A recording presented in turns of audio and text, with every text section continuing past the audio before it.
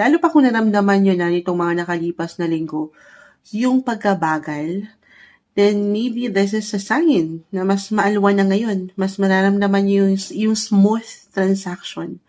I-claim na natin yan. May parating, balita, impormasyon, especially kung ito namang trabaho nyo ay konektado rin sa ibang bansa. Meron bang ganon? Meron ilang positive potential ako nakikita worldwide. If ever nandito kayo sa publishing, social media, technology, the internet, kung saan napapamalas nyo yung inyong mga kakayanan, the magician. Show up nyo yan, guys. Show up. Show the world the real you. Parang ganon kay Monology.